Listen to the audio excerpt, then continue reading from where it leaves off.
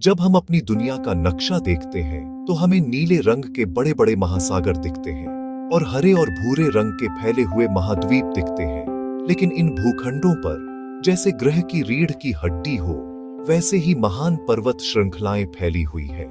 एक सरल सवाल, आखिर कितने पर्वत हैं? इसका कोई एक सर्वमान्य उत्तर नहीं। संख्या इस बात पर निर्भर करती है कि पर्वत को कैसे परिभाषित किया जाए, ऊंचाई, ढलान या नामित शिखर। तो एक पर्वत कैसे बनता है? कहानी अक्सर अदृश्य शक्तियों से शुरू होती है। पृथ्वी की सतह एक ठोस खोल नहीं, यह विशाल टेक्टोनिक प्लेटों का जोड़ है जो मेंटल पर बहती है। जब दो महाद्वीपीय प्लेटें टकराती हैं, भूमि के पास ऊपर जाने के अलावा कोई रास्ता नहीं। क्रस्ट मुड़ती और टूटती है। लाखों वर्षों में यह उत्थान मोड़दार पर्वत बनाता है। हिमालय इसी तरह बना और आज भी ऊपर उठ रहा है। भारतीय प्लेट एशिया में धकेलती जा रही है।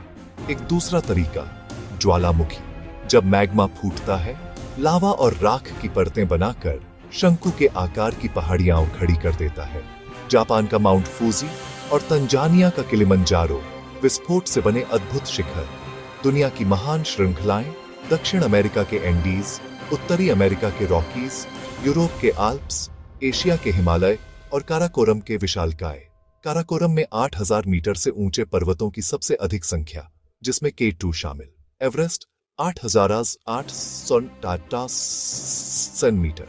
K2, सैवेज माउंटेन, अकोंकागुआ और डेनाली, ये सब भूगर्भीय शक्ति की परम अभिव्यक्तियां हैं। अगर पहाड़ जमीन के वास्तुकार हैं, तो वे पानी के भी स्वामी हैं। वे प्राकृतिक जलाशयों की तरह काम करते हैं। सर्दियों में बर्फ गिरकर विशाल बर्फ के ढेर बनाती है।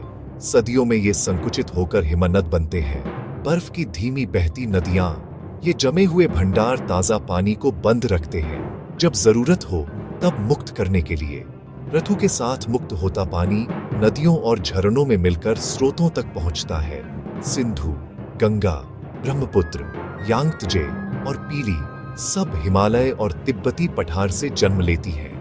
ये नदियां एशिया भर में अरबों लोगों को पेयजल, स्वच्छता, कृषि और उद्योग के लिए पानी देती है। नम हवाएं पहाड़ों से टकराकर ऊपर उठती, ठंडी होती और पवनमुखी ढलान पर वर्षा बर्फ देती है। पवनमुखी विपरीत ढलान पर वर्षा छाया बनती है। इसी विश्वसनीय पानी ने सभ्यताओं को पहाड़ों की गोद में फलने फूलने दिया। ये निर्भर चक्र खेती, जल विद्युत और भूजल को सहारा देता है। मानवता की लय बर्फ और हिम से जुड़ी है। पहाड़ जीवंत ऊर्ध्वाधर संसार है।